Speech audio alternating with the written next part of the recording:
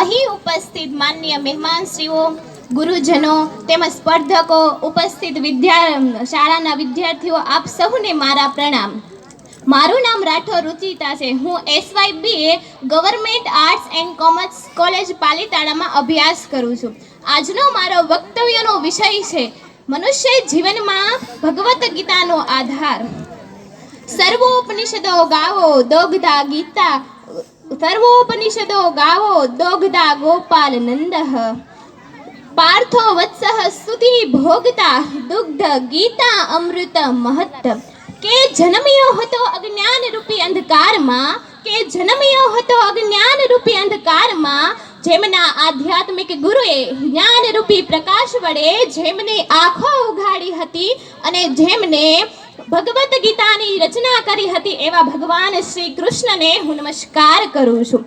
સર્વપ્રથમ ગીતા એ સૂર્યદેવને કહેવામાં આવી. સૂર્યદેવે મનુને કહી, મનુએ તેમની સમજૂતી ઈશ્વાકુને આપી. આમ શિષ્ય પરંપરા ચાલતી રહી, પણ સમય જતા એ લોપ થવા લાગી. એટલે ફરીથી અધર્મ વધતો ગયો અને અધર્મનો વિનાશ કરવા માટે ફરીથી ભગવાન શ્રી કૃષ્ણએ કુરુક્ષેત્રની યુદ્ધભૂમિ ઉપર એ ભગવદ્ ગીતા પોતાના મુખેથી અર્જુનને કહી સંભળાવી હતી, જેમાં 18 અધ્યાયો અને 700 શ્લોકો છે.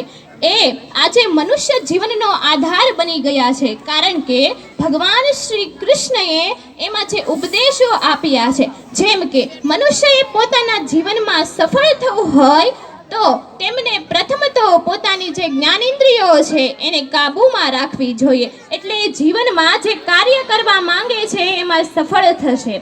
ભગવાન શ્રી કૃષ્ણ કહે છે કે સમય બદલાયા કરે છે. ભગવાન શ્રી કૃષ્ણ કહે છે કે સમય બદલાયા કરે છે, એટલે સમયની સાથે ચાલતા શીખો.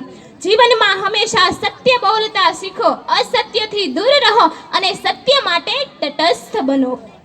ધર્મ, અર્થ, કર્મ અને મોક્ષ એ ચારે બાબતોમાંથી આજે મનુષ્ય જીવનમાં જો કોઈ મહત્વની બાબત હોય તો એ છે મનુષ્યનું કર્મ. કારણ કે ભગવદ્ ગીતામાં ભગવાન શ્રી કૃષ્ણ કર્મ વિશે ઉપદેશ આપે છે. ક્યારે? જ્યારે કૌરવો અને પાંડવો વચ્ચે યુદ્ધની તૈયારી શરૂ થઈ ગઈ હોય છે અને જ્યારે અર્જુન પોતાના સામેના પક્ષમાં પોતાના ગુરુજનો, સ્વજનો ને જોવે છે એટલે રુદન કરવા લાગે છે અને ભગવાન શ્રી કૃષ્ણને કહે છે કે હે પ્રભુ, મારા સ્વજનોને મારીને હું કેવી રીતના સુખી થઈશ? મારાથી આ નહીં થાય. ત્યારે ભગવાન શ્રી કૃષ્ણ ઉપદેશ આપતા અર્જુનને કહે છે કે હે પાર્થ, તું માત્ર કર્મ કર, ફળની આશા રાખીશ નહીં. એવી જ રીતના મનુષ્યએ પણ પોતાના જીવનમાં માત્ર કર્મ કરવા જોઈએ, ફળની આશા ન રાખવી જોઈએ. કર્મ કરવા, પણ કેવા કર્મ? સારા કર્મ કરવા. કારણ કે મનુષ્ય જેવું કર્મ કરે છે એવું જ એમને ફળ પ્રાપ્ત થાય છે. એટલા માટે બધા જ લોકોને સમાન દ્રષ્ટિથી જોવા જોઈએ, ભેદભાવથી દૂર રહેવું જોઈએ. એટલે મનુષ્ય જીવનમાં આજે પણ ભગવદ્ ગીતા એ મનુષ્ય જીવનનો આધાર બની રહેલી છે. કારણ કે ભગવદ્ ગીતામાં મનુષ્યના જીવનથી લઈ અને મૃત્યુ સુધીની બધી જ બાબતો ભગવદ્ ગીતામાં કહી છે.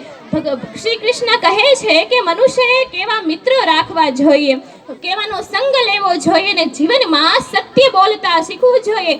એ બધી જ બાબતોનો સમાવેશ મનુષ્યના જીવનથી લઈ અને મૃત્યુ સુધીની બધી જ બાબતોનું વર્ણન એ ભગવદ્ ગીતામાં કર્યું છે. ભગવદ્ ગીતામાં મનુષ્યના જીવનની દરેક સમસ્યાઓનો ઉકેલ એ ભગવદ્ ગીતામાં આપેલો છે. એટલા જ માટે આજે ભગવદ્ ગીતા એ મનુષ્ય જીવનનો આધાર બની રહેલી છે.